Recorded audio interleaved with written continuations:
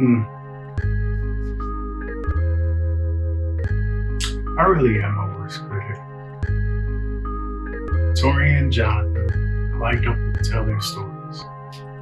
But this is a story that I've thought about telling for a while, but finally stopped my inner buffer that shuts everything down and say, we're just going to do this.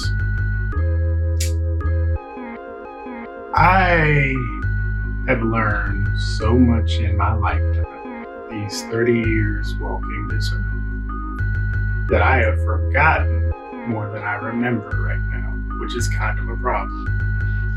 But they say that's wisdom, that's a good thing. I say it's a case of doing too much all at the same time. I really have forgotten more than I remember. Be it a case of willingness to forget or actual forgetting due to other reasons. With my MS, I don't want to take chances with that. So it's a case of sit, reflect, acknowledge. So I'm going to sit, reflect, and acknowledge what I've done over these 30 years. Realistically, 15. Because since I was 15, I really started focusing on what I really cared about. And I stuck with it. I might have changed it up a little bit here or there, or changed it up a little bit based off how I wanted to do X, Y, and Z. But what remained the same was I have stayed on the same track relatively. It was always camera related. It was always sit down and chill and by myself related. It was always creatively related. I have been doing that my entire life, even before I finally said, okay, I am an artist. Acknowledge that. That's part of it. I have always been very big on creating, doing things differently. If I had my way and folks listened to me back in the day, we'd be millionaires, because I told them, it's like, I like Apple, I like Apple, I like Apple, I like Apple. Come to find out, they were offered Apple stock when I was like 10 years old. I'd have told them, buy it all. You know how rich we'd be right now if we'd have bought 10 shares of Apple stock back in 2001 or 2. They got offered to buy stock from Apple for about 10 shares. For whatever that was at the time, which is relatively cheap. Go and look up how much 10 shares of Apple stock is today. And then also factor in that Apple has had stock splits at least 2 to 4 times since then. So that means that 10 shares would have actually been 20 to 50 shares right about now of that same number today. I know stuff. Listen to you kids. But I got sidetracked. 30. I have always been creatively minded. I always saw things differently. That's something that I've come to terms with that I need to focus on now is I see stuff differently. I have always saw stuff differently. Random note. This is about to be nothing but random notes in my documentary. You sitting here watching. I noticed back in the days that our ice cream man was very inconsistent. I would always head with my mom to the wholesale store down in Waldorf. There's 3 down there now, but back in the day, there only used to be 1. Back in the day, there was only 1. We went in there, and then I would look through, and I would see all the stuff. She would always go in there for paper towels and toilet paper and all that stuff. I'm like, okay. But then walking back to the register, I always saw the candy aisle. Stopped past the candy aisle, looked. And then it clicked in my head when I was a child that, hold up, this box is only $10. It's 40 pieces of candy in there. 40 to 50 pieces of candy in there. If you sell them all at $1, you make your money back. So I bought all the candy. I took 20, 30 bucks out of my allowance or extra money that I saved up because I keep change. I took that money and I went to Sam's, grabbed all the other stuff, and then I took it to school. I was selling the candy. Come to find out, that was my first foray into entrepreneurship. Yes, that counts. Selling the candy, because back in Rose Valley, there were not vending machines back in the day. In Isaac J. Gourdine, there was one vending machine by the front door. Not convenient. In Friendly, there were 4 vending machines total in the school, and they were all beside the cafeteria. Don't ask me why I remember this photographic memory. I did not sell the candy when I was in Friendly because I was focused on other stuff. Mainly trying to figure out what I want to do with the rest of my life. In high school, yeah. Real deep, I tell you. I sold candy for about my whole life. That's what I did. One of those things where, okay, I can do that, I can do that. And then we had Connect. Back in the day where I could sell sodas and whatnot too. I was selling Arizonas. I kid you not. The Snack Shack wasn't as predominant post elementary, middle school, but it still existed to those that knew. Entrepreneurship, that was a young thing. I saw that there was a lack of something, so I tried to fill a need. It's a common theme there. Even when I was younger,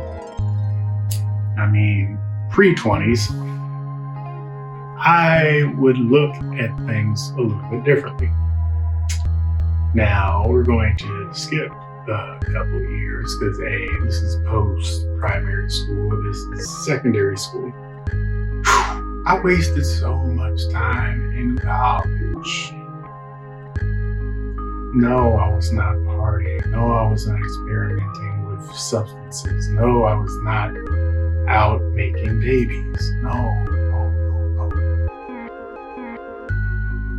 What I was doing was trying to figure out, okay, what do I want to do and how does it make money? That was it. Sounds familiar? I would sit and realize, okay, I like to do this. I like to do this. I like to do this. I thought I liked to do this. I'm talking about graphic design here. I thought I liked to do graphic design and everything artistic and creative. I fell out of love the more I learned. Like, I really know how to break down art now. But in the process of learning how to really break down art, I lost love for it. It's a case of you can know too much about a good thing. And I officially knew too much about something I loved as a child. It's all well and good. It's not terrible. I just realized I love it from an outside perspective. I cannot be in it anymore. So that made a very huge mental block and whatnot because now that I'm in college, you're paying for this. And you also start to realize that time is a resource you do not get back. So I've put all of this time into this.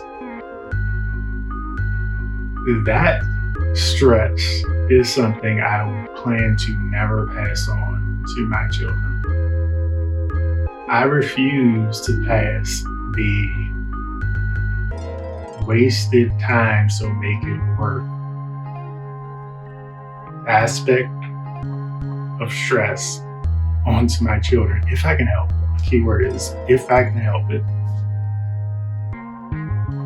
I know and now cherish what I learned now, being post-school, post everything now, running a business and looking at secondary forms of employment. I can now say that it's something I didn't have to worry about then, but that was all that was on my mind then. I now know it's not the end of the world, there's just change. But then, we weren't on our huge mental health and stress and take your time and your mental health is what matters most tip that we are now. Now we are focused on that and caring about mental health. And we actually respect it now. Still getting there. Not everybody respects it all, but getting there is a lot better than then. Then we didn't care. Get with it. Hustle culture. Either you hustle or you fail. And you cannot tell me that's not how it was then. You're either hustling or you're failing. You're either hustling or you're lazy. You're either hustling or you're loafing. That was the big thing then in 2009, 2010, 2011, 2012. I would like to believe that hustle culture is the reason that I actually went back and made beats heavy in 2010, because I had always dabbled in making beats. But 2011, I started ramping up some more. 2012, I started ramping up some more. And then 2013, I didn't make any. 2014, I made 2.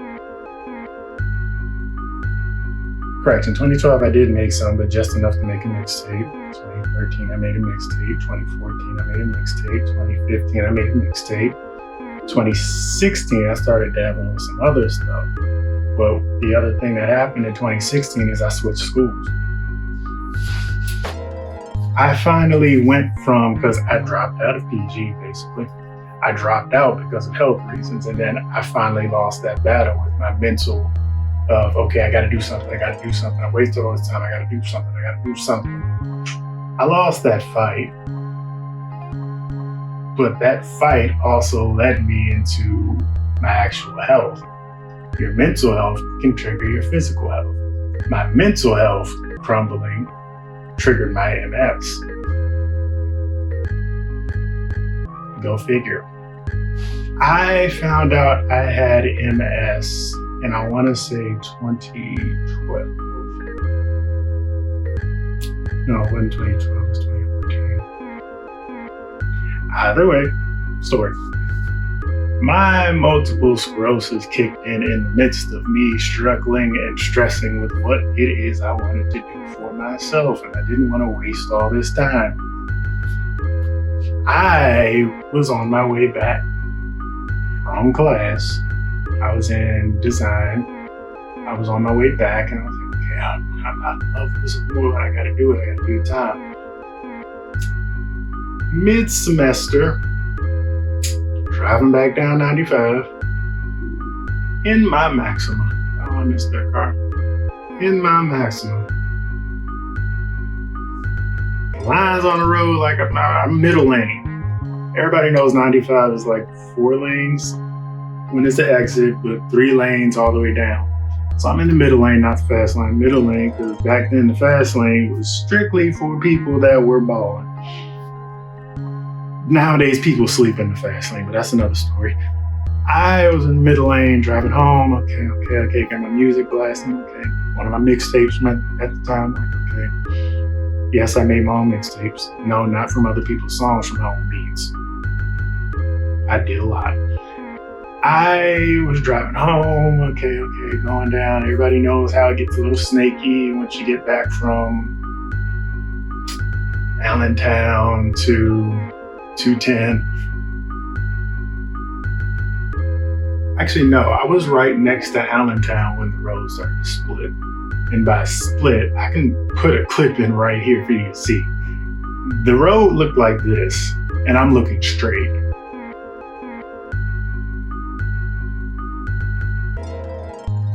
No, that's not fun. No, that's not right.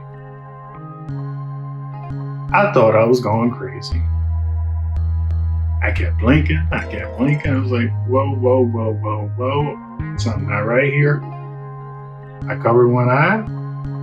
It's like, okay, that's not straight, but that's straight enough to get in the house. I got in the house. I crawled into my bed and I cried. I was afraid. I still am afraid of that. That is an experience that will live with me for the rest of my life, and I don't wish it on anybody. Because at that point, I was thinking the worst. I was like, okay, am I losing my eyesight? Or is my brain just flat out not working anymore? What in the world is happening? So I cried, woke up, it was still the same. I was like, okay. And I thank the Lord for my mother. She didn't quite understand it, and I guarantee once she sees this documentary, she's gonna say, it looked like that.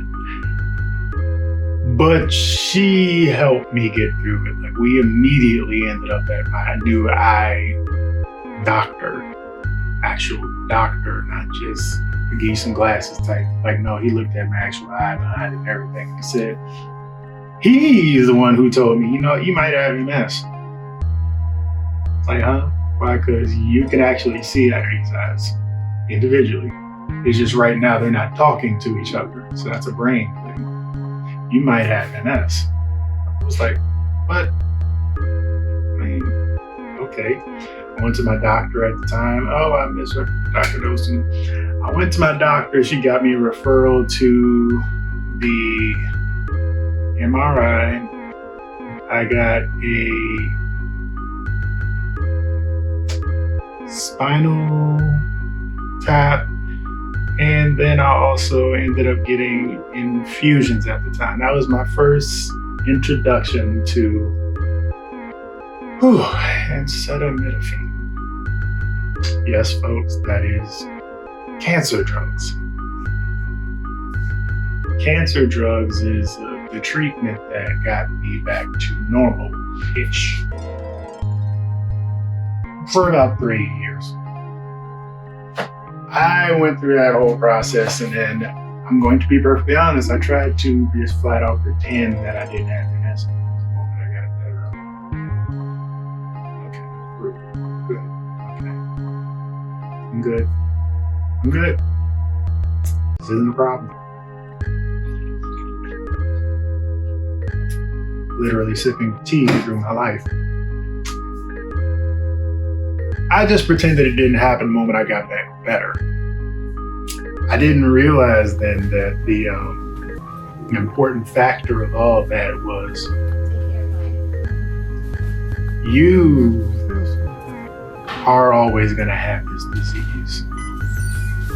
It's up to you to treat your body better. So after that first time, I'm going to be really honest here and tell y'all how childish I am when it came to my health. I didn't eat vegetables. So after the first time, I didn't turn my nose up at vegetables anymore. I just eat them. Okay. If they're there, I'll eat them. Keyword is, if they're there, I'll eat them. I wasn't actively putting them there. Get back to that. I got better, and then I just pushed it to the side. I went on to just do more stuff, but when I got back better, I said, okay, I cannot do the same thing that got me there. At the time, I thought this was just merely me fighting with my internal self about what I want to do, what I don't want to do, and how I want to get there. I did land on something properly in the fact that I can't do what I was doing anymore, given I don't know what in the world's going on around here, but I can't do that anymore. So I went and said, okay, let me focus on what I want to actually do.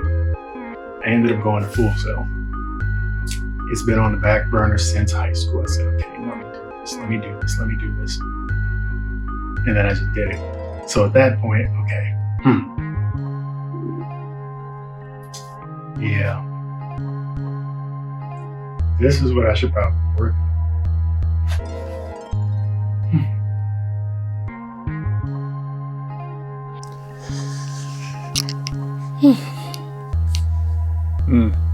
Yeah, I had to take a slight break because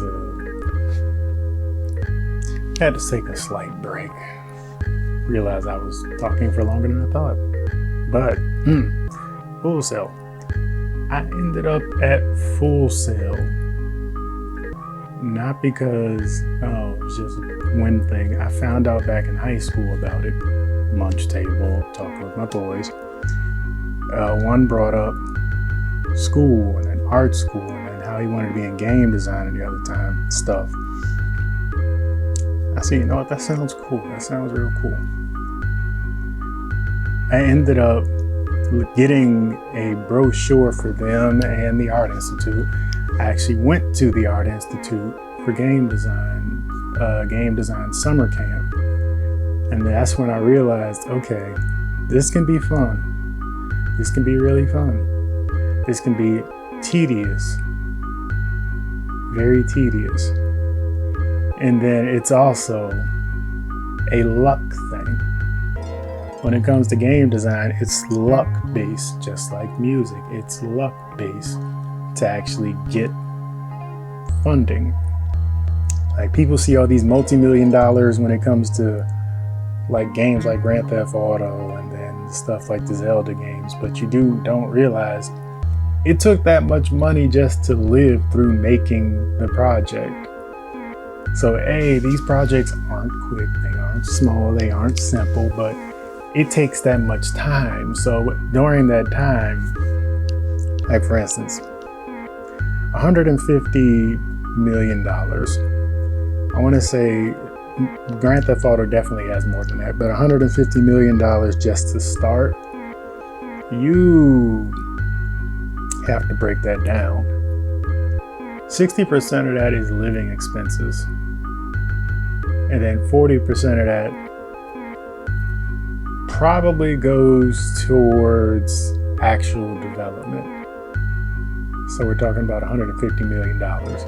If your team is this big, you've got to put 60% of it towards feeding the team. That means life, bills, food, and paychecks. People don't realize that while Rockstar definitely milked Grand Theft Auto 5 for about 10 years now, they took 5 years to make it, and even though it still lasted the 10 years now, they keep refining it, and then that team is no longer there anymore. Interchanging people actually costs money. Long story short, I learned a lot from that summer game design program, in which this can be a very thankless job.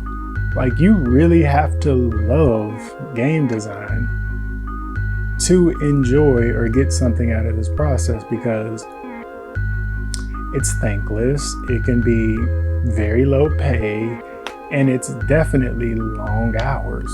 So at that point, I learned, okay, I don't think I want to stick with this very long. I don't think I want to stick with this as my primary trade or means of sustaining a life.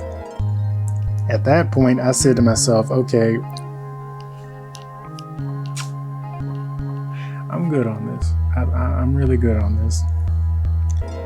I can, without a shadow of a doubt, say that was probably for the best, because now, with hindsight, games, they make so much money now, but let's be real here. You're not actually getting the money. The company's getting the money, not so much the designers. But you have to love it to stick with it. Do I kind of wish I was stuck with it? Maybe. But realistically, no. I'm happy I did something else, because what I was learned when I end up finally going to Full Sail is that this camera stuff has always been in me. Like, literally, this camera stuff has always been in me. I will always say that when you find something as a child, and it's a small thing, stick with it. You never know what it'll grow into. I have to say my camera love turned into one of the best skills I plan to pass on down and along and through my family through this day. Graduated in 2019, and I'm still learning in 2021. So I'm happy about that. Oh, and yes, the stress is gone now. Okay. I guess one last thing I want to say in regards to this documentary is 30 is a journey. 30 is not the finish line. I thank the Lord I made it here. I really hope it gets a little bit easier. But one thing I promise I do want to do, and I've already started, is I'm learning more about you. I have always been one to never block out anything when it comes to spirituality. But thanks to the people you have put in my life, and especially the partner you have lined me up with, I am truly thankful to say that I am looking forward to learning more about you. I have been reading your word. I've been reading the devotions of those that are like-minded. I have been rejoicing in your songs, learning your songs, and learning of all of the many books and stories that are within your book. I am thankful for that, and I look forward to learning more. I have to say, it's weird that it took 30 years for me to finally want to go and seek the Lord out myself. I was never against it. I just didn't think I'd get to it this soon. That's one of those things I always put on the list of, you get there when you're older. As your time gets closer, you get closer to meeting your maker, that's when you start to focus on it. Like, no. It's sooner than that. It's supposed to be sooner than that, because it's actually going to be harder for you the longer you take to get there. You compound on what you think it is, as opposed to accepting what it actually is. I'm learning that, but I am thankful. And I'm also thankful, even with all the rough patches and setbacks and the stuff not planning out how I think it should in my time frame, I am thankful for the fact that I've had the opportunities I've had the chances I've had the ability to get back to this level of health after all of the nonsense I did to my body back in the day. The lack of proper sustenance. And yet, here I am, about 212, can ride the bike for about 8 miles, can walk about 3 miles. I am happy about that, and I am in good health. My heart is in good condition, my body is in good condition. I am thankful for that. So with that said, I am happy. This is my 30. Torian Jonathan Green. I am happy. I hope the same for y'all as well. Later.